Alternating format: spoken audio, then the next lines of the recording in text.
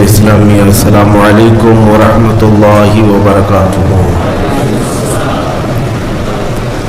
الحمد للہ الحنان المنان الذي خلق الانسان وعلمه البيان، والصلاة والسلام على رسوله سيد الانس والجان وعلى آله واصحابه ذوي الخير والإحسان، اما بعد، فأعوذ بالله من الشيطان الرجيم، بسم الله الرحمن الرحيم، وقل جاء الحق وزهق الباطل إن الباطل كان زهوقا، صدق الله مولانا العظيم، وبلغنا رسوله النبي الأمين المتين المختار الكريم، ونحن على ذلك من الشاهدين والشاكرين والحمد لله رب العالمين۔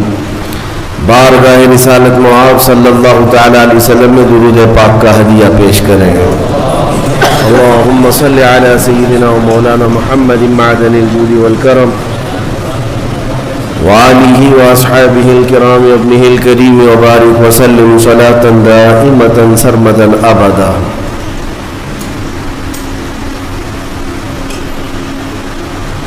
عزیزان گرامی وقار، ماہ رمضان المبارک کی آمد ہے۔ شعبان المعظم کا یہ آخری جمعہ ہے۔ اللہ تعالی ہمیں رمضان کی سانسیں عطا فرمائے۔ اور میرے لیے بڑی مسرت اور خوشی کی بھی بات ہے کہ ایک زمانے کے بعد اس منبر پر اور اس مصلی پر کھڑے ہونے کا شرف حاصل ہو رہا ہے۔ اللہ تبارک و تعالی قرآن میں فرماتا ہے تلک الایام نداولها بین الناس۔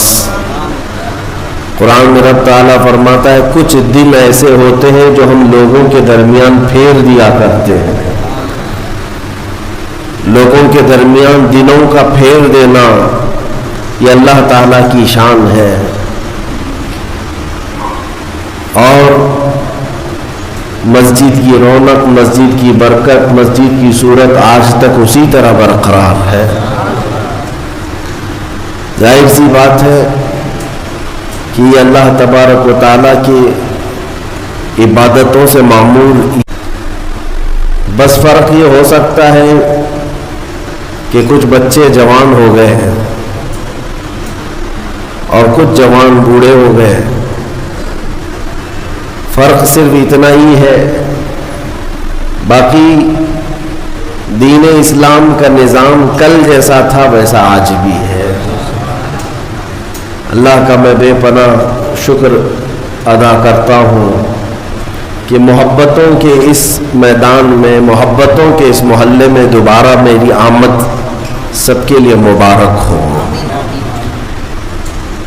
اور خصوصیت کے ساتھ مسجد کی سابقہ انتظامیہ، متولی و اراکین جماعت، جن کا ہمارے سے بڑا پرانا تعلق رہا ہے، ان کی محبتیں اور ان کی شفقتیں ہمیشہ رہی ہیں، اور محلے کے اندر اللہ تعالیٰ سب کو اتحاد و اتفاق عطا فرمائے۔ مجھے دعوت دینے اور مجھے بلانے کا میں شکر گزار ہوں۔ آگے چند باتیں عرض کرتا ہوں رمضان کی آمد سے پہلے۔ قرآن میں رب تعالیٰ فرماتا ہے اے محبوب آپ فرما دے حق آ گیا اور باطل مٹ گیا، اور باطل کو تو مٹنا ہی تھا۔ ان الباطل کان زہوقا۔ ہوتا یہ ہے کہ کسی طاقتور اور نشہ چڑھے ہوئے شخص کا حال یہ ہوتا ہے، تخت پر بیٹھے ہوئے شخص کا، کہ وہ ظلم کو یہ سمجھتا ہے کہ میں جو کر رہا ہوں وہ سب صحیح کر رہا ہوں۔ آج کے حالات یہ جو بتا رہے ہیں، بعض لوگوں کو ایسا لگتا ہے کہ وہ نہتے مسلمانوں پر یا نہتے مظلوموں پر جو کچھ بھی کر رہے ہیں وہ بالکل صحیح کر رہے ہیں۔ میں تاریخ کے اوراق آپ کے سامنے رکھوں۔ فرعون جس کا یہ اعلان تھا انا ربکم الاعلی، میں تمہارا سب سے بڑا رب ہوں، اور اپنی عبادت کرواتا، اپنے سامنے لوگوں کو جھکنے پر مجبور کرتا. اس کا زمانہ ایک طویل عرصے تک چلا، اس کی طاقت پر کوئی سامنے آنے کو تیار نہیں ہوتا، یہاں تک کہ صرف اس نے ایک رات خواب میں یہ دیکھ لیا تھا کہ آسمان سے ایک تارا ٹوٹا اور اس کے محل پر گرا جس سے آگ لگ گئی. دوسرے دن اس نے سارے نجومیوں کو جمع کیا اور پوچھا کہ اس کی تعبیر کیا ہو سکتی ہے. تو کئی نجومیوں نے بالاتفاق یہ تعبیر بتائی کہ عنقریب بنی اسرائیل میں ایک بچہ پیدا ہوگا جو تیری سلطنت کو تباہ و برباد کر دے گا. یہ تعبیر سننے کے بعد اس ظالم منحوس شخص نے اعلان کر دیا کہ آج کے بعد جو بھی بنی اسرائیل میں لڑکا پیدا ہوگا اس کا قتل ہو جائے گا. ناحق قتل کیا.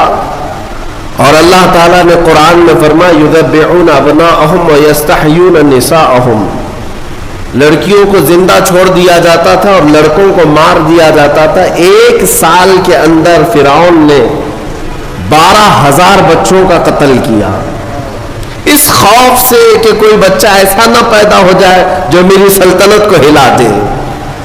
وَمَا اللَّهُ بِغَافِلٍ عَمَّا يَعْمَلُ الظَّالِمُونَ، رب تعالیٰ فرماتا ہے ظالموں کے کاموں سے اللہ بے خبر نہیں ہے.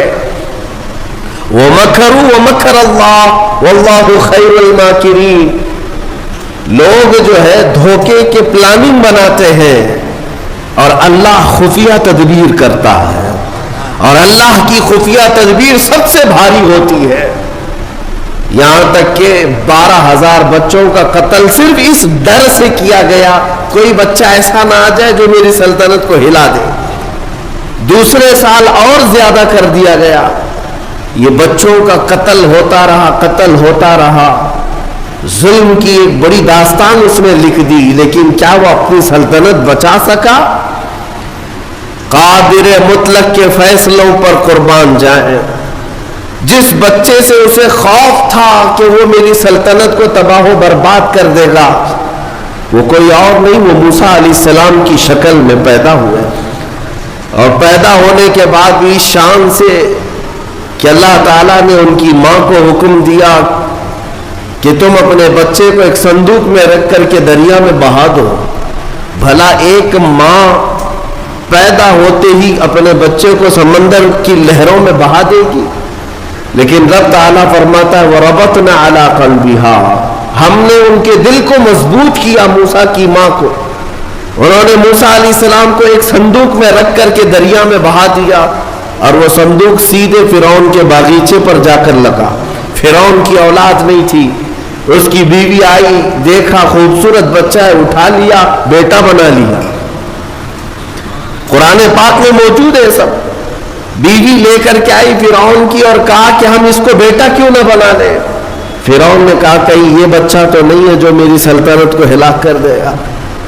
فرعون کی بیوی نے کہا نہیں، یہ تو سمندر کی لہروں میں بہہ کر آیا ہے، وہ بچہ تو بنی اسرائیل میں پیدا ہوگا. بہرحال موسیٰ علیہ السلام کی پرورش فرعون کے گھر میں ہو رہی ہے، لیکن کس انداز سے؟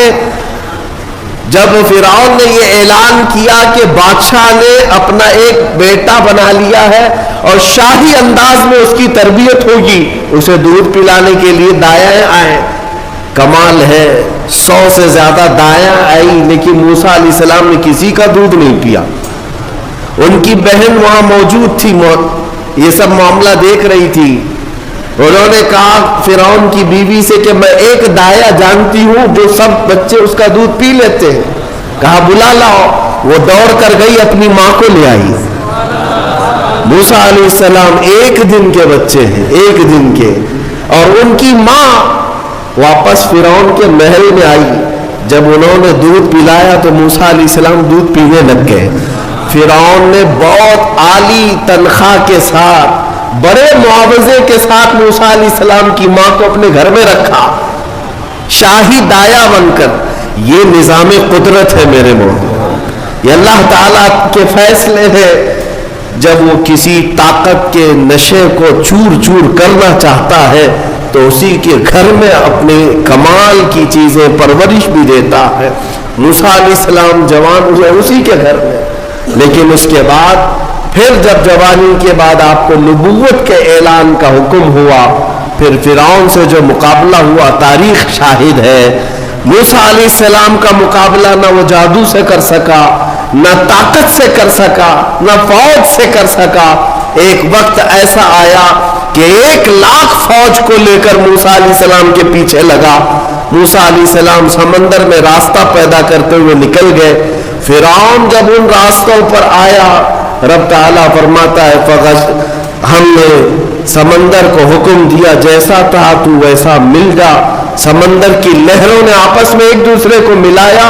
ہمیشہ کے لیے فرعون سمندر میں غرق ہو گیا, جس کی طاقت کا حال یہ تھا کہ بڑے بڑے وقت کے سورما بات کرنے سے کپ کپاتے تھے. جادوگر بھی فرعون کے دربار میں سجدہ کرتے تھے, ماتھا ٹیکتے تھے, لیکن رب ذوالجلال نے پانی کے قطروں سے اسے ہمیشہ کے لیے ہلاک کر دیا.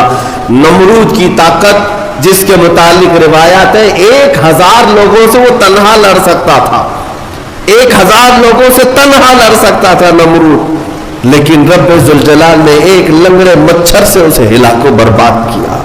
شداد جس نے دنیا میں جنت بنا دی تھی, آپ کو اگر میں یہ تاریخ سناؤں تو حیرت ہوگی کہ ایک کشتی, میں آپ کو بتاتا ہوں, ایک کشتی میں سفر کر رہے لوگ, کشتی میں اچانک پانی چڑھ گیا اور دھیرے دھیرے کشتی ٹوٹ گئی اور طوفان کی نظر ہو گئی, جتنے تھے سب ہلاک ہو گئے. اس کشتی میں ایک ماں اور ایک بچہ, وہ بچہ صرف 4-5 دن کا تھا یا کچھ مہینے کا تھا. ماں جو ہے ایک تخت کو پکڑ کر کے اپنے بچے کو تخت پر لٹا دیتی ہے اور خود ڈوب جاتی ہے. اس کشتی میں کوئی موجود نہیں رہا, ایک بچہ 4 دن کا یا 6 دن کا وہ تخت کے سہارے بہتے بہتے کنارے تک آ کر لگ گیا. ایک قافلہ وہاں سے جا رہا تھا, انہوں نے بچے کو زندہ سلامت دیکھ کر کے اٹھا لیا. آپ کو میں بتاؤں, وہ بچے کو لے جانے والے لوگ اپنے گھر پرورش کرتے ہیں اور اس بچے کو ہی شداد کہا گیا ہے. وہ جو بچہ تھا جس کی ماں بھی مر گئی, سارا قافلہ ڈوب گیا, تنہا جو بچہ کسی کے ہاں کفالت میں کسی کے زیر نگی رہا وہ شداد تھا.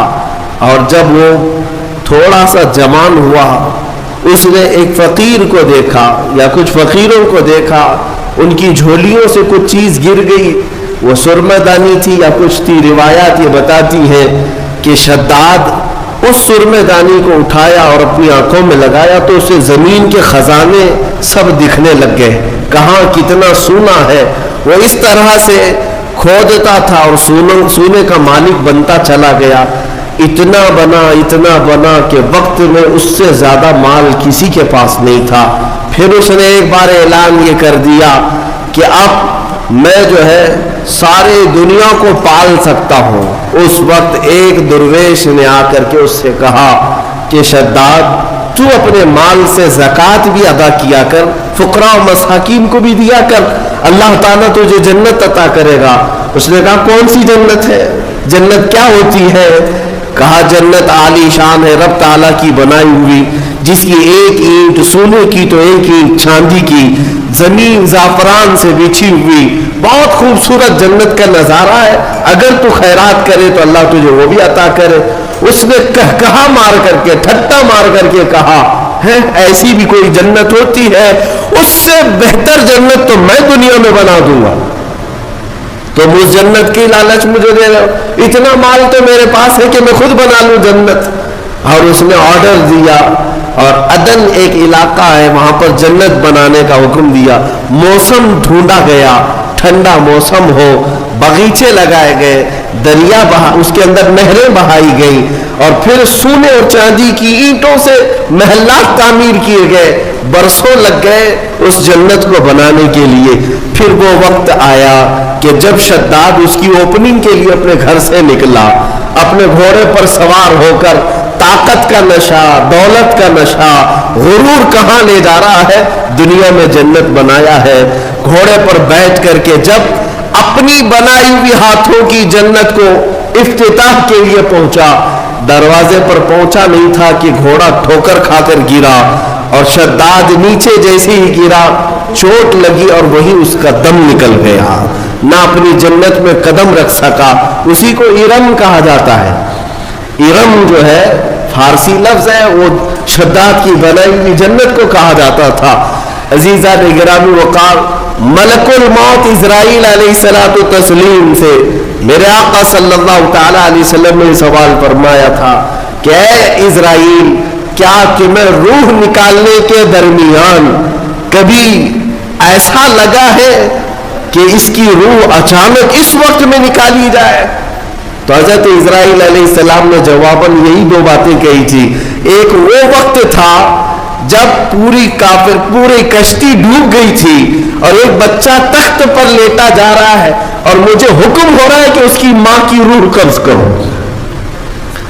بچہ تخت پر ہے اور ماں ڈوبی جا رہی ہے اور ماں کی روح قبض کرنا ہے، کس کے سہارے اس بچے کو چھوڑا جائے گا؟ لیکن قادر مطلق کا حکم تھا، سارے لوگوں کی روح قبض کیا بچے کے علاوہ۔ یہ فرشتے کو تک نہیں حکم ہے کہ تمہیں اس کی پرواہ کرنے کی ضرورت نہیں، اس تنہا بچے کی کون نگہبانی کرے گا، اس کا حکم نہیں۔ ماں کی روح قبض کر لیا۔ اس وقت مجھے تعجب تھا کہ اس بھرے سمندر میں اس تنہا بچے کو دیکھے گا کون؟ لیکن پھر دنیا نے دکھایا کہ اس بچے کو صرف دیکھا نہیں گیا بلکہ دنیا کا سب سے بڑا امیر بنایا گیا۔ پھر آپ فرماتے ہیں دوسرا وہ وقت تھا جب اس نے اپنی پوری جمع پونجی خرچ کر کے جنت بنائی، دروازے پر پہنچنے سے پہلے مجھے حکم ہوا کہ اس کی روح قبض کر لی جائے۔ عزیزان گرامی وقار، رب ذوالجلال کے فیصلے، وہ قادر مطلق محکم فیصلے فرماتا ہے۔ بعض لوگوں کو ایسا لگتا ہے کہ سب کچھ انہی کا ہے، ابھی دنیا تو ان کے پاس ہے، طاقت ان کے پاس ہے، تخت ہے، سب کر لے جائیں گے۔ تمہیں پتہ نہیں، قرآن میں خود مولا نے فرمایا ان بطش ربک لشدید، بے شک تمہارے رب کی پکڑ بہت سخت ہے۔ جس وقت وہ پکڑ کرتا ہے تو کوئی آس پاس چھڑانے کی طاقت بھی نہیں رکھتا۔ اسی طرح کی بات میں آپ کے سامنے یہ بھی عرض کروں، ظلم جہاں تک بھی ہو ایک دن انجام کو پہنچتا ہے۔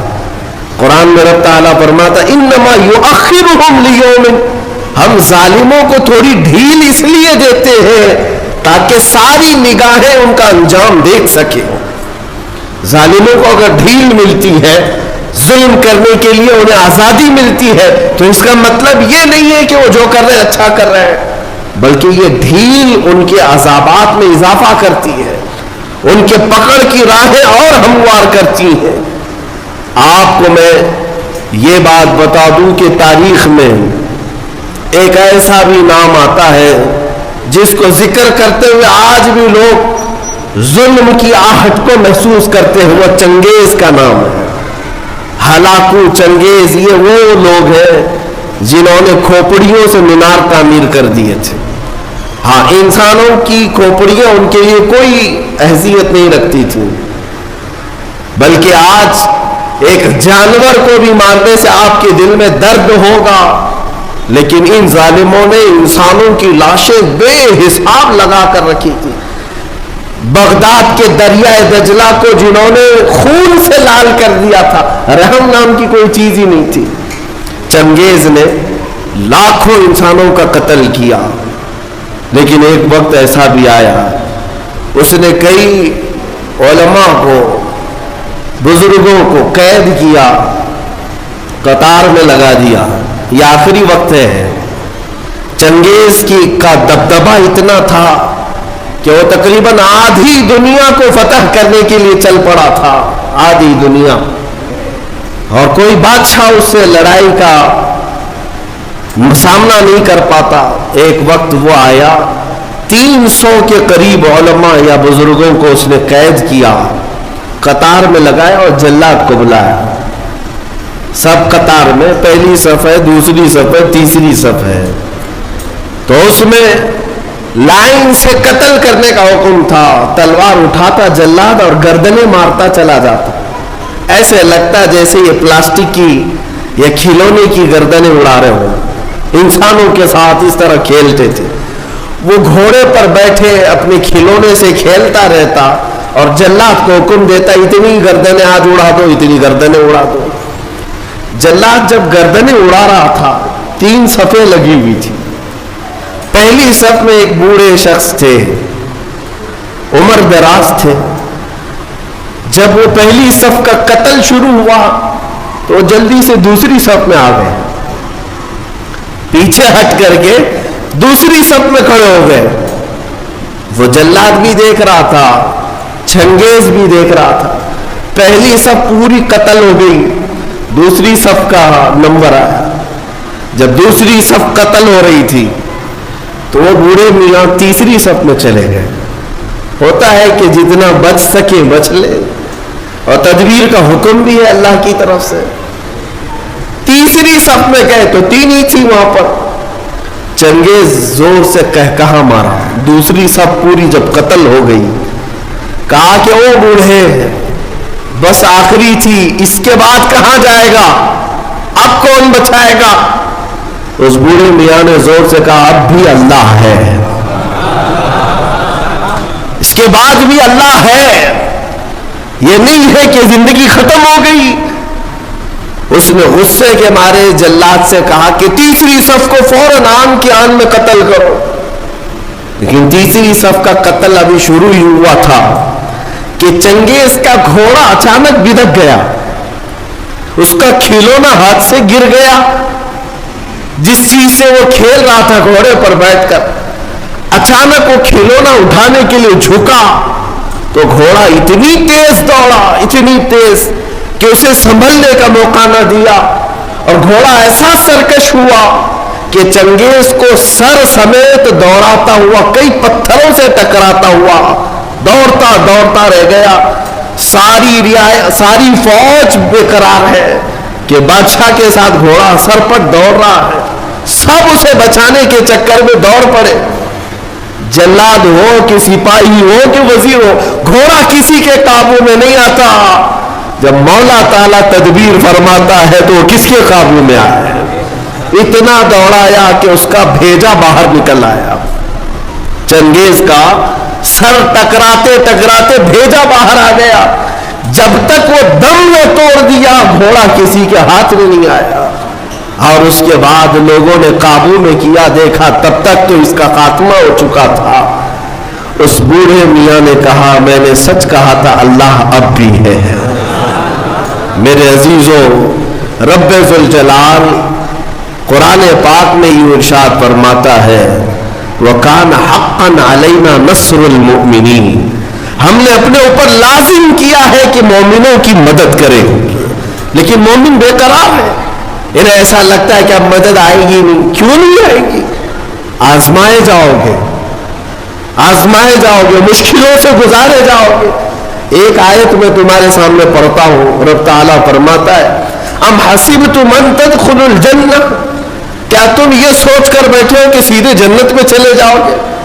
وَلَمَّا يَأْتِكُمْ مَثَلُ الَّذِينَ خَلَوْا مِنْ قَبْلِكُمْ مَسَّتْهُمُ الْبَأْسَاءُ وَالضَّرَّاءُ وَزُلْزِلُوا حَتَّى يَقُولَ الرَّسُولُ وَالَّذِينَ آمَنُوا مَعَهُ مَتَىٰ نَصْرُ اللَّهِ. رب تعالیٰ فرماتا ہے کیا تم یہ سوچ کر بیٹھے ہو کہ سیدھے جنت میں چلے جائیں گے, اور پہلے والوں کو جیسی مصیبتیں آئیں ویسے تم پر نہیں آئیں گی. ان پر ایسی مصیبتیں آئیں کہ وہ ہلا دیے گئے تھے. یہاں تک کہ صحابہ نے یہ تک پوچھا تھا رسول سے کہ اے اللہ کے نبی کب آئے گی اللہ کی مدد, متى نصر اللہ, اللہ کی مدد کب آئے گی. اللہ فرماتا ہے ان نصر اللہ قریب, آگاہ ہو جاؤ اللہ کی مدد بہت قریب ہے, بہت قریب ہے. آپ کیا سمجھتے ہیں رسول پاک صلی اللہ تعالی علیہ وسلم مدینے میں بیٹھ کر کے اگر ہاتھ اٹھاتے تو کیا رب تعالیٰ آپ کی دعاؤں کو رد کرتا؟ حضور پاک صلی اللہ تعالی علیہ وسلم کو واپس لوٹایا جاتا؟ نہیں, لیکن بیٹھ کر دعا کرنے کی بجائے وہ محمد عربی صلی اللہ علیہ وسلم رمضان کے مہینے میں 313 نہتے لوگوں کو لے کر صحرا میں چلے آ رہے ہیں، پیروں میں آبلے پڑے ہیں، نہ پانی ہے نہ کھانا ہے، نہ تیروں میں ترکش ہے نہ گھوڑے سواری کے ہیں، کچھ نہ ہو کر یہ کیسے صحابہ چل پڑے۔ آج بھی میں مدینے جا کر دیکھتا ہوں اے سی بس میں بیٹھ کر کے بدر کے میدان تک جانے میں ہا ہو کرتے رہتے ہیں لوگ۔ میرے عزیزوں، ان صحابہ کی عظمتوں پر قربان، اس زمانے میں نہ روڈ ہے نہ راستہ ہے نہ چھاؤں لینے کے لیے کوئی مکان ہے، لیکن چلے جا رہے میرے مصطفیٰ کے پیچھے، صرف اس لیے اللہ کی رضا حاصل کرنی ہے اور رسول کی حمایت میں لگنا ہے، اور پیروں میں ان کے چپل نہیں ہے۔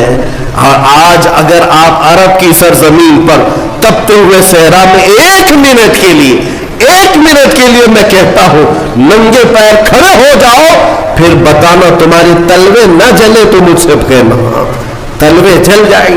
160 کلومیٹر کا سفر وہ صحابہ پیدل چل کر کے گئے۔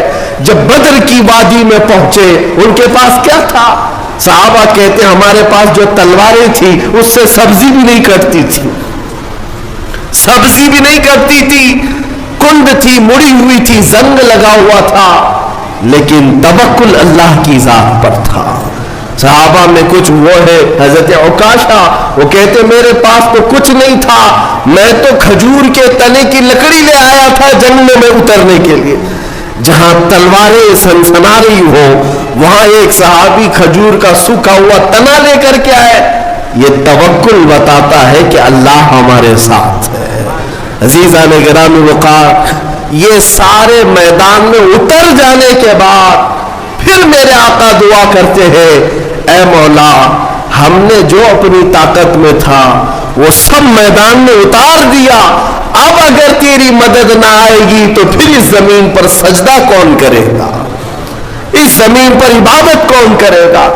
یہ نہیں ہے کہ یہیں بیٹھ کر کوشش کچھ نہیں کرنی ہے، عمل کچھ نہیں کرنا ہے، دعاؤں کے اور اسی طرح کے مجمع میں بیٹھ کر کے ہم یہ کہہ دیں اے اللہ تو فلاں کو غارت کر دے، فلاں کو غارت کر دے۔ عزیزان گرامی، مومن کے لیے کہا گیا ہے کہ وہ عملی میدان میں اترے، عملی میدان میں اترے۔ میں آپ کو بتاتا ہوں، ایک شریف آدمی تھے مولوی صاحب، صوفی صاحب، کھیتی باڑی کرتے تھے اور گاؤں کے کئی لوگوں نے ملا کر کے صوفی صاحب کو ایک کھیت دے دیا تھا کہ آپ اللہ اللہ کرتے رہتے، آپ کا معاش بھی تو چلنا چاہیے، گھر بار بھی چلے۔ تو صوفی صاحب کو کھیت ملا، مولوی صاحب نے کھیتی باڑی تو کر لی، اس میں مکئی یا گیہوں جو بھی آئے، فصل جب آئی تو ظاہر سی بات ہے بیٹھتے تھے، ایک گدھا آتا تھا اور چر کے چلا جاتا، صوفی صاحب کیا تسبیح پڑھتے، اے اللہ یہ گدھے کو برباد کر دے، اے اللہ یہ گدھے کو تباہ کر دے، یہ گدھے کو ختم کر دے، بیٹھے بیٹھے گدھے کو ختم کر دے، بیٹھے بیٹھے گدھے کو، وہ گدھا اپنا تو چلتا تھا، چلا جاتا تھا، ان کی تسبیح چلتی رہتی تھی۔ کچھ ان نوجوانوں نے دیکھا، ارے میاں مولوی صاحب روز تسبیح لے کر کے بددعات کر رہے ہیں، گدھا آتا ہے اپنا کھاتا ہے چلا جاتا ہے۔ کئی دن تک دیکھا، آدھا کھیت تو گدھا کھا گیا تھا۔ تو پھر ایک دن ان نوجوانوں نے موٹے موٹے ڈنڈے لائے اور لا کر کے جس وقت گدھا آیا اس کی دھلائی شروع کر دی، اور گدھا اس کے بعد جو غائب ہوا پھر کھیت میں آیا ہی نہیں۔ ان نوجوانوں نے کہا کہ مولوی صاحب اگر تسبیح سے ہی سب کچھ ہو جانا تھا، تسبیح سے ہی سب کچھ ہو جانا تھا تو نہ کھیتی باڑی کی ضرورت ہوتی، نہ پانی برسانے کی ضرورت ہوتی، گھر میں بیٹھتے کھانا پہنچ جاتا۔ اسباب بھی تو کوئی چیز ہے، عمل کے میدان میں اترو، صرف اور صرف تسبیح نہیں، کبھی ڈنڈا بھی۔ میرے عزیزوں، یہ مثال میں نے صرف اس لیے بتائی کہ عملی میدان میں نہ آ کر کے صرف اور صرف یہاں بیٹھ کر مشورے کرنے سے نہیں ہوتا، اپنے آپ کو تبدیل کرو، اپنے آپ کو تبدیل کرو۔ قرآن تمہیں بلا رہا ہے، تم پہلے اسلام میں پورے کے پورے داخل ہو جاؤ، تمہارا چہرہ اسلامی لگے، تمہارا رہن سہن اسلامی لگے، ظالموں کو اپنے ظلم کے انجام تک پہنچانا یہ میرے مولا کی شان ہے۔ تم کیا سمجھتے ہو اب اسلام ختم ہو جائے گا؟ جو حالات دکھ رہے اسلام ختم ہو جائے گا؟ ڈرنے کی کوئی ضرورت نہیں، اس سے سخت حالات اس سے قبل بھی آئے ہیں، اور ایسے حالات آئے کہ اس وقت کسی کے پاس کوئی اسباب نہیں تھے۔ بغداد کے حالات ہم نے دیکھے ہیں، جب ہلاکو وہاں پر پہنچا تھا تو جانتے ہیں آپ اس نے اتنے قتل کیے کہ ایک اذان دینے والا تک نہیں رہ گیا۔ وہ بغداد معلیٰ کو ایسا تباہ و برباد کیا۔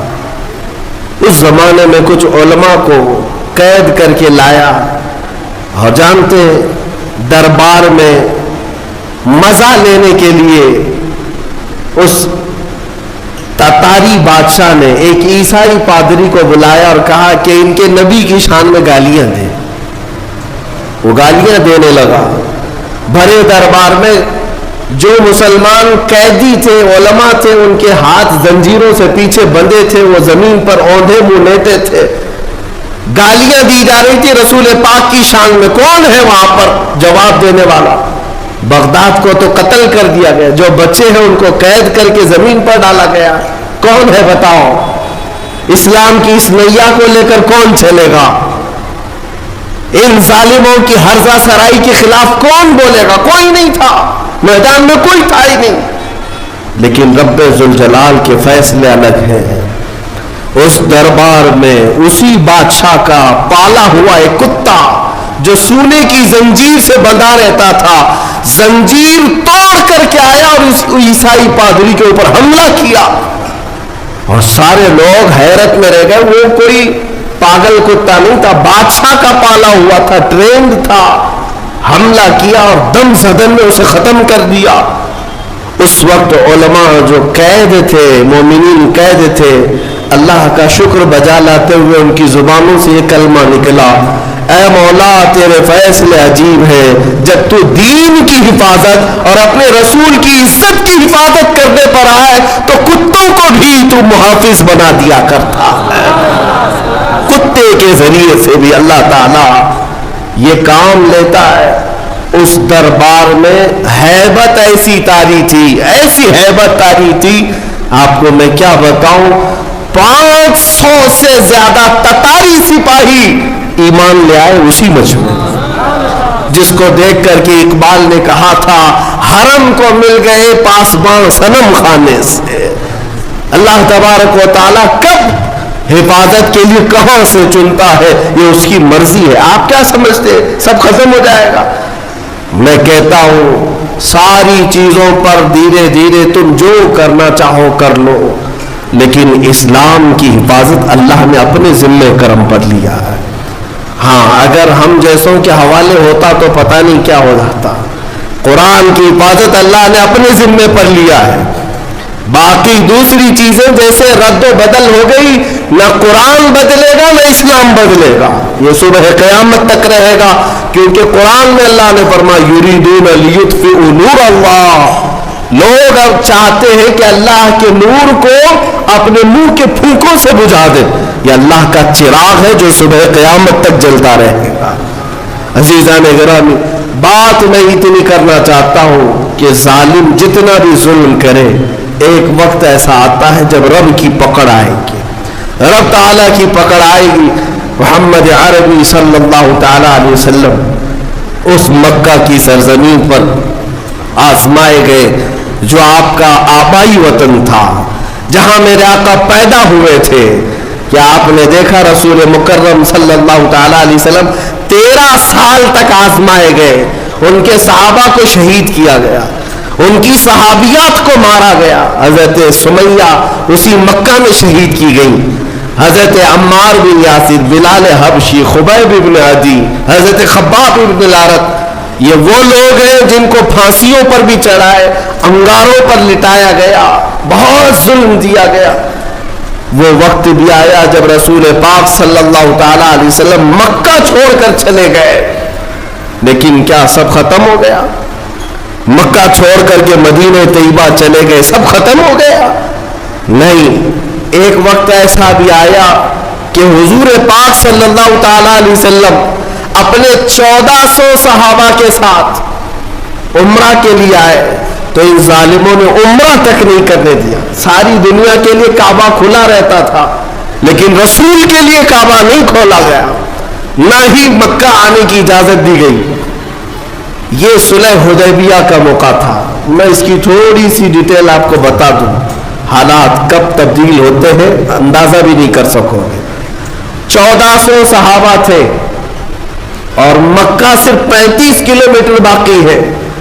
احرام کی حالت میں ہے سب صحابہ, عمرہ کرنے کے لیے آئے, ہتھیار لے کر نہیں آئے, لیکن عمرہ کرنے نہیں دے رہے مکہ والے. بیچ راستے میں روک کر کے زور زبردستی جنگ کرنے پر ابھار رہے ہیں. مکہ والوں کا غرور تھا لڑیں گے ہم, کیونکہ جنگ بدر بھی ہو چکی تھی, احد بھی ہو چکی تھی, خندق بھی ہو چکی تھی. اس میں کبھی ان کی جیت کبھی ان کی جیت, یہ سب چلتا رہا. اب مکہ والے یہ چاہتے تھے کہ ہمارے وطن کے قریب آئے ہیں, ہم جنگ کریں گے. لیکن میرے آقا صلی اللہ علیہ وسلم فیصلہ کیا کرتے ہیں, صحابہ سے کہتے ہیں میں جنگ نہیں چاہتا, میں صلح کرنا چاہتا ہوں. ہم احرام کی حالت میں ہیں, ہم عمرہ کرنے کی غرض سے آئے. تو جب حضور نے صلح کی بات کی تو ظالم جتنا دبانا چاہتے دباتے ہیں.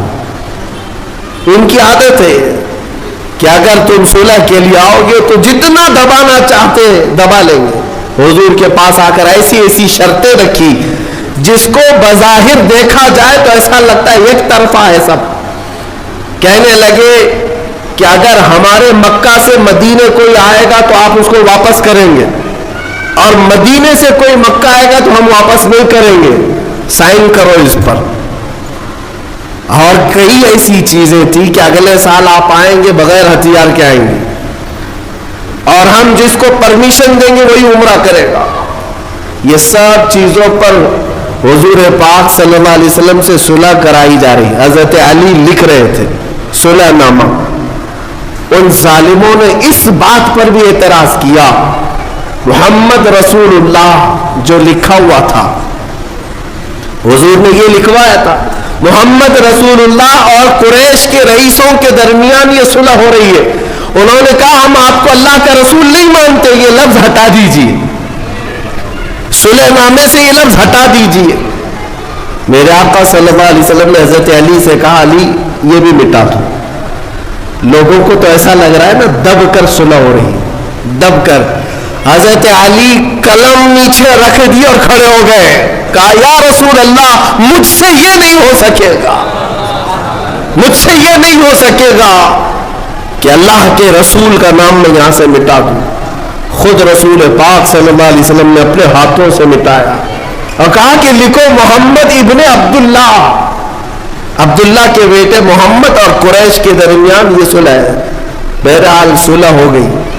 صحابہ کی بات میں بتاؤں, حضرت عمر اس معاملے میں اتنے جلال میں تھے, ایک ایک صحابی کو پکڑتے تھے اور کہتے تھے کیا ہم حق پر نہیں ہیں.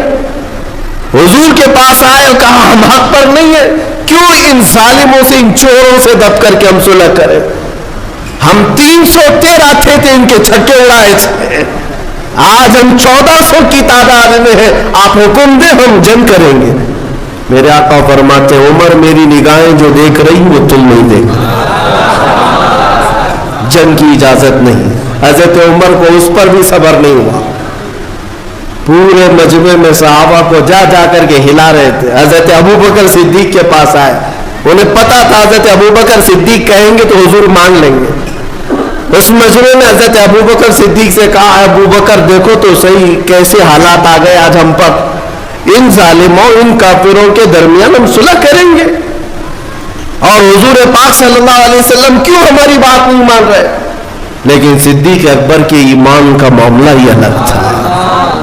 انہوں نے نہیں کہا ہاں عمر تم صحیح کہہ رہے ہو, بلکہ یوں کہا الزم غرضک یا عمر, اے عمر اپنی زبان سنبھال لو, تم جس کے بارے میں بات کر رہے ہو وہ اللہ کا رسول ہے, وہ اپنے پیٹ سے فیصلے نہیں کرتے بلکہ وہ جو کرتے ہو وہ وحی الہی سے کرتے.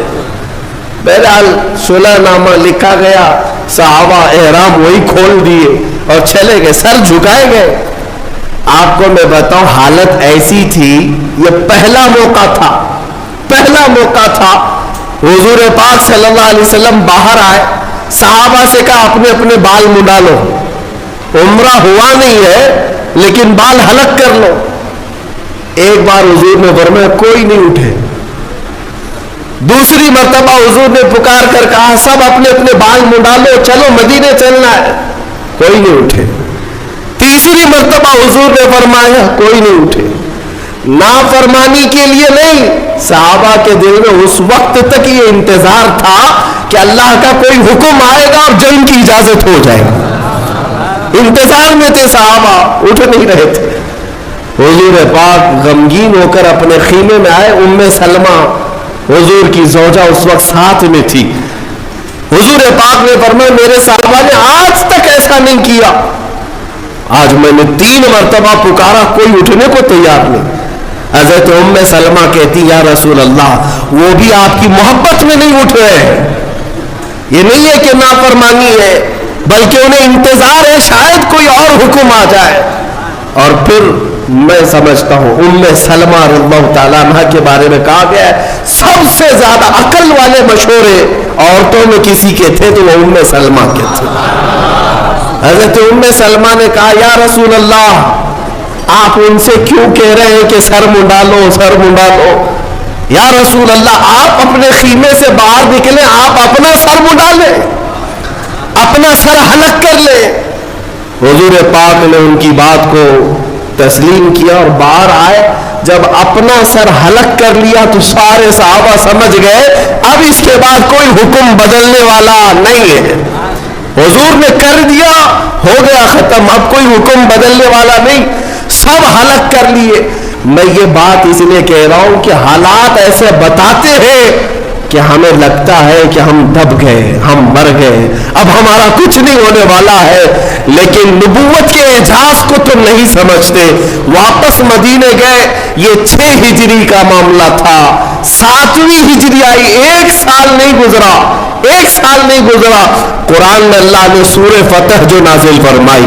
अल्लाह फरमाता है लक़द सदक़ल्लाहु रसूलहु रुया बिल हक़ लतदखुलुन्नल मस्जिदल हराम इंशाअल्लाह आमिनीन मुहल्लिकीन रुऊसकुम व मुक़स्सिरीन ला तख़ाफून। अल्लाह फरमाता है अल्लाह अपने रसूल के ख्वाब को सच करेगा।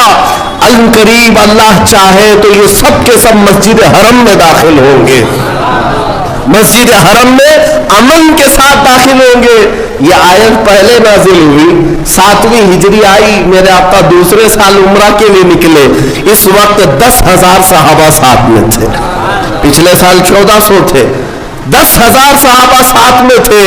और जब गए तो मक्का के हालात ऐसे थे कि सब तितर बितर हो चुके थे, न कोई एक खानदान मुत्तहिद था, कुछ नहीं था। और हुजूर पाक की शान से आए कि न जंग हुई, न जिदाल, न कत्ल व क़िताल, बल्कि 10,000 सहाबा शान और शौकत के साथ हरम काबा में दाखिल हो रहे हैं। सहाबा का वो एजाज था कि कोई दीवारें चूम रहा है, कोई जमीन चूम रहा है और रब ताला की बारगाह में शुक्र बजा ला रहे हैं। कहते हैं ऐ मौला तेरी कुदरत के फैसले अजीब है। ये वो जमीन थी जहां हमें रस्सी डालकर खींचा जाता था और आज तो हमें हाकिम बनाकर इस जमीन पर ला रहा है।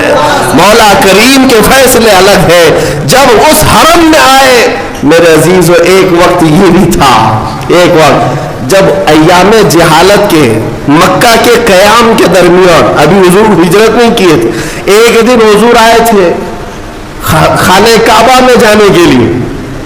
उस वक्त वो चाबी उस्मान बिन शैबा के पास रहती थी। उस्मान बिन शैबा कुरैश के एक मुअज़्ज़ज़ आदमी थे लेकिन ईमान लाए हुए नहीं थे। हुजूर ने फरमाया उस्मान चाबी दे दो, मैं काबे के अंदर जाऊं। उन्होंने कहा तुम हमारा दीन छोड़ चुके हो, तुम्हें काबे में मैं अंदर जाने नहीं दूंगा। सारे बड़े लोगों को जाने की इजाजत थी, मेरे रसूल को नहीं। हुजूर पाक ने फरमाया उस्मान ठीक है, एक दिन आएगा ये चाबी मेरे हाथ में, मैं जिसे चाहूंगा उसे अता करूंगा।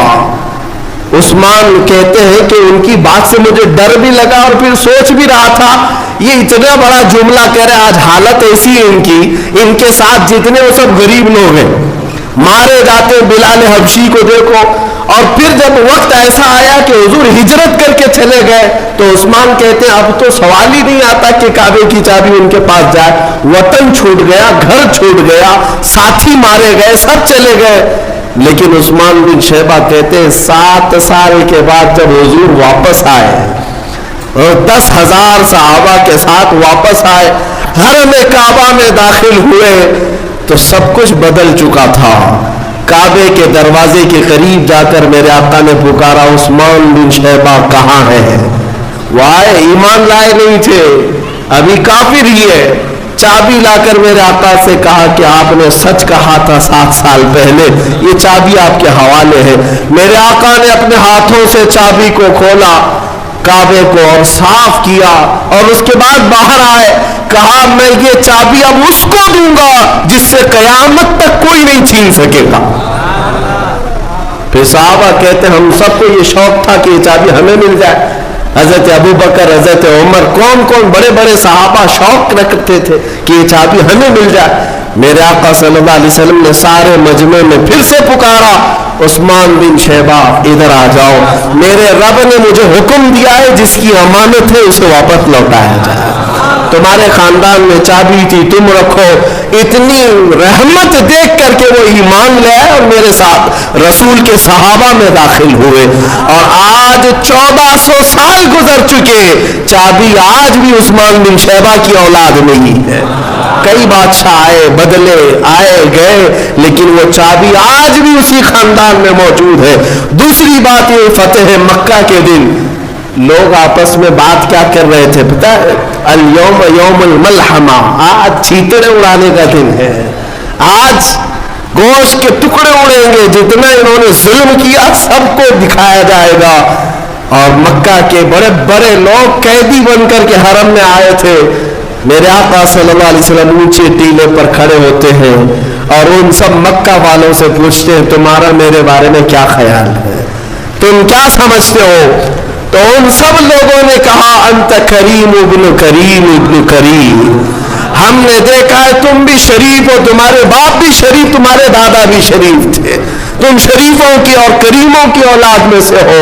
میرے آقا نے صحابہ کے نعرے کو بدل دیا جو کہہ رہے تھے اليوم یوم الزحمہ, اليوم یوم الملحمہ, آج گوشت اڑانے کا دن ہے, آج گردنیں مارنے کا دن ہے. میرے آقا نے فرمایا صحابہ نہیں, اليوم یوم الرحمہ, اليوم یوم الرحمہ, آج رحم کرنے کا دن ہے, آج رحم کرنے کا دن ہے. ان ظالموں کو میں بتانا چاہتا ہوں جو میرے آقا صلی اللہ علیہ وسلم کی ذات پر کیچڑ اچھالتے ہیں, تمہیں اگر چھوٹا تخت بھی ملے تو تم سب سے پہلے غریبوں کا خون چوستے ہو. اور میرے مصطفیٰ کے قدموں میں جنہیں اللہ نے پوری دنیا کی سلطنت عطا کی, ان کے اپنے جانی دشمنوں کو میرے مولا نے سامنے کھڑا کیا. لیکن لاؤ تاریخ میں ایک مثال جس محمد عربی نے اپنے قاتلوں کو یا اپنے قتل کرنے کے والے منصوبے بنانے والوں کو ایک ہی دن میں سب کو معاف کر دیا ہو, سب کو آزاد کر دیا ہو. یہ کہا ہو اذهبوا انتم الطلقاء, جاؤ تم آج سب کے سب آزاد ہو, سب کے سب آزاد ہو. ایک شخص ایسا تھا صفوان جس کا نام ہے, وہ سب سوچتا تھا کہ نہیں, وہ گھوڑا لے کر کے دوڑ گیا اور سمندر میں کودنے گیا, اس سے بہتر ہے کہ میں مر جاؤں, محمد کے ہاتھوں میں غلام نہیں بنوں گا. اس کا قریبی دوست عمیر بن وہب, وہ صحابی ہو چکے تھے, وہ آئے, انہوں نے دیکھا کہ صفوان میرا دوست خودکشی کرنے کے لیے چلا گیا, دوڑے دوڑے گئے اور سمجھایا کہ صفوان دیکھ, محمد کو جیسا بتایا گیا ویسے نہیں ہے, تو آ جا, تجھے معاف بھی کریں گے اور گلے سے بھی لگائیں گے. اس نے کہا صفوان نے کہ میں جنگ بدر میں گیا ہوں, ان کے مقابل میں کئی ان کے ساتھیوں کو اپنے ہاتھوں سے مارا ہوں, خندق میں بھی رہا ہوں, احد میں بھی رہا ہوں, کیا وہ مجھ جیسے کو معاف کریں گے؟ حضرت عمیر نے کہا تجھ سے بھی بڑوں کو معاف کریں گے, تو آ تو چل میرے ساتھ. صفوان نے کہا نہیں میں نہیں جا سکتا, میں سمندر میں کود کر خودکشی کر لوں گا. عمیر بن وہب آئے رسول پاک کے پاس, کہا میرا ایک دوست ہے صفوان ہے, وہ خودکشی کرنا چاہتا ہے, وہ ڈر کے مارے, اے اللہ کے رسول کیا آپ کی طرف سے امان ہے؟ حضور نے فرمایا میری طرف سے مکمل امان ہے. کہا کہ کیا علامت ہے کہ میں اسے کیسے بتاؤں کہ آپ کی طرف سے امان مل گئی؟ میرے آقا نے اپنا عمامہ مبارک کھول کر دے دیا, اپنا جبہ دے دیا, جاؤ صفوان سے کہہ دینا محمد نے اپنا عمامہ اتارا ہے, اپنا جبہ دیا ہے, تیرے لیے امان ہے, واپس آ جا. دنیا آج امن سکھانے نکلی ہے. یہ ظلم کی داستان لکھنے والے آج پیس کی بات کرتے ہیں. میرے محمد جیسا پیس نہ کبھی پہلے تھا نہ آج ہے. رسول کریم صلی اللہ تعالی علیہ وسلم نے جو امن پھیلایا ہے, کہاں کس داستان میں تم ڈھونڈو گے اس کو؟ جنہوں نے دفن ہوتی بچیوں کو اتنا بلند مقام دیا کہ ان کے قدموں کے نیچے جنت لا کر رکھ دیا, جنہوں نے بیواؤں کو جلنے سے بچایا, جنہوں نے غلامی کی زنجیر سے آزاد کرایا, اس محمد عربی پر اگر آج کوئی انگلی اٹھاتا ہے تو میں کہتا ہوں اس زمانے کا سب سے بڑا ناجائز کتا ہے, جسے یہ سمجھ ہی نہیں ہے کہ رسول کے اخلاق کیا ہے. میں دعوت دیتا ہوں کہ میرے محمد کو پڑھ لیا کرو, رسول پاک صلی اللہ علیہ وسلم کو ایک بار پڑھ لو, پھر تمہارا دل کشادہ ہو جائے گا, تمہارا دل محبتوں سے بھر جائے گا. حقیقت میں کسی کو اگر دیکھنا ہو کہ حدیثیں, کسی کے الفاظ دیکھنا ہو میرے آقا کے دیکھے. میرے عزیزوں, اس محمد عربی نے یہاں تک کہہ دیا تبسم فی وجہ اخی کا صدقہ, اگر تم اپنے بھائی کو دیکھ کر مسکرا بھی دو تو ایک صدقے کا ثواب. کس نے رکھا یہ عمل؟ کس نے رکھا یہ عمل؟ تم مسکرا بھی دو دوسرے بھائی کو دیکھ کر, صدقے کا ثواب ہے. ناک بھو سکیڑ کر کے مت رہو, چڑچڑا کر کے مت رہو, اپنے بھائیوں سے خندہ پیشانی سے ملو. میرے عزیزوں, آج تمہیں حکم صرف اتنا دیا گیا مصافحہ کرو, معانقہ کرو, دل ملانا مولا کا کام ہے. یہ امن کا ماحول کس نے پیدا کیا؟ میرے رسول نے پیدا کیا. تو یہ پتا ہے جہاں لوگ گردنیں مارتے تھے وہاں اپنی بھوک اپنے بھائی کے لیے قربان کر رہے. ہاں گرم گوشت جن کے پاس آتا ہے صحابہ کھانے کو تیار نہیں, اس سے پہلے کہ میرا بھائی کھا لے. یہ امن کا معاشرہ کس نے بنایا؟ کس نے بنایا؟ پوری دنیا میں لا کر دکھاؤ. میں صرف اتنا کہنا چاہوں گا آج کے کہ اگر آپ نے میرے آقا کے اخلاق کی ترجمانی نہیں کی تو دوسروں سے کیا امید رکھو گے؟ دوسروں سے کیا امید رکھو گے؟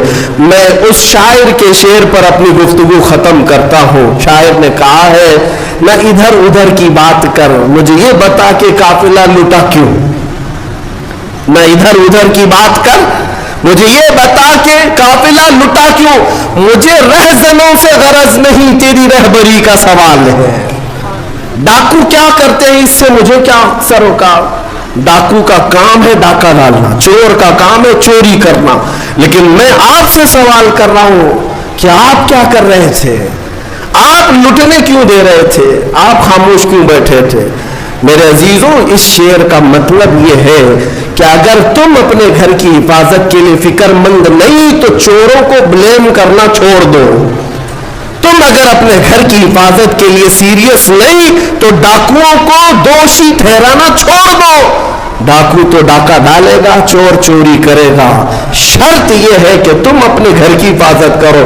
تم اپنے دین کی حفاظت کے لیے اپنے آپ کو بدلنے کو تیار نہیں, سارے الزامات تو دشمنوں پر ڈالتے ہو. تم نے اپنے آپ کو حضور کے اخلاق میں لانے کے لیے ایک بار بھی تیاری نہیں دکھائی, پھر دوسروں پر کیا دوش رکھتے ہو؟ تمہیں اپنے لباس بدلنے کی فکر نہیں, اپنا چہرہ بدلنے کی فکر نہیں, اپنی تعلیم اچھی کرنے کی فکر نہیں, دوش کسی اور کو کیوں ٹھہراتے ہو؟ اسی لیے میں کہتا ہوں مجھے رہزنوں سے غرض نہیں, تیری رہبری کا سوال ہے. تم آؤ دامن مصطفیٰ میں. میرے مصطفیٰ کریم صلی اللہ علیہ وسلم کے اخلاق سے بڑھ کر دنیا میں کسی کے اخلاق ہیں؟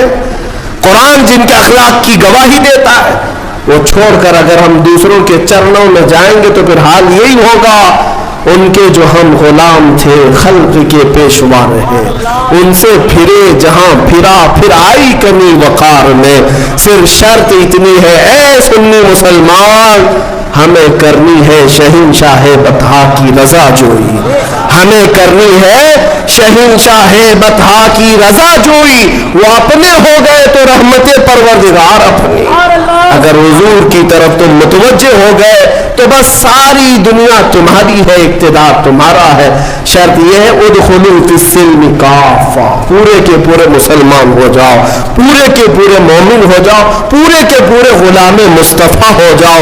حضور پاک صلی اللہ علیہ وسلم کے دربار کی طرف بڑھ کر کے تو دیکھو، دنیا تمہارے تلوے نہ چھونے تو پھر بات کرنا، دنیا تمہارے سامنے جھکے نہ تو پھر بات کرنا، اس لیے کہ مولا کا قانون ہے، وہ عزتیں اسے دیتا ہے جو اس کے نبی کی غلامی کرتی ہے، وہ عزتیں انہیں نوازتا ہے جو اس کے نبی کے شہدا ہوتے ہیں۔ میرے عزیزوں، آج یہ منبر، آج یہ محراب مجھے اس لیے نہیں دیا گیا کہ میں کسی بڑے باپ کا بیٹا ہوں، یہاں صرف اس لیے کھڑا کیا گیا ہے کہ محمد عربی کا غلام،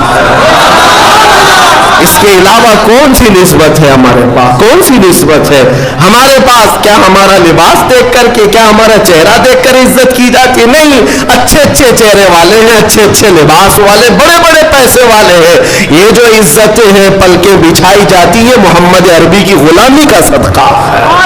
ہاں، اسی بات پر آپ بھی آ جاؤ، یہ ناز یہ انداز ہمارے نہیں ہوتے، جھولی میں اگر ٹکڑے تمہارے نہیں ہوتے، روشن میری قسمت کے ستارے نہیں ہوتے، جب تک کہ مدینے سے اشارے نہیں ہوتے، بے دام ہی بک جائیے بازار نبی میں، اے مسلمانوں بے دام ہی بک جائیے بازار نبی میں، اس شان کے سودے میں خسارے نہیں ہوتے، جب تک بکے نہ تھے تو کوئی پوچھتا نہ تھا، یا رسول اللہ تم نے خرید کر ہمیں انمول کر دیا۔ مولا سب کی عزتوں کی حفاظت فرمائے، اسلام و سنیت کا بول بالا فرمائے، اور تمام برے منصوبوں کا منہ کالا فرمائے۔ مولا ہماری جماعت کو اتحاد و اتفاق عطا فرمائے، ہماری صفوں میں مولا تعالیٰ قوت حیدری عطا فرمائے، شجاعت فاروقی عطا فرمائے۔ مولا تبارک و تعالیٰ ہمیں صحابہ کا صدقہ عطا فرمائے، اولیاء کے قدموں کی نسبت عطا فرمائے، اور ہم سب کو کاٹنے والوں کو مولا کیفر کردار تک پہنچائے۔ رب ذوالجلال اس آخری شعبان کے جمعے میں ہم سب کی دعائیں قبول کر کے ہمیں رمضان تک کی زندگی عطا فرما۔ وآخر دعوانا الحمدللہ رب العالمین۔ سلام۔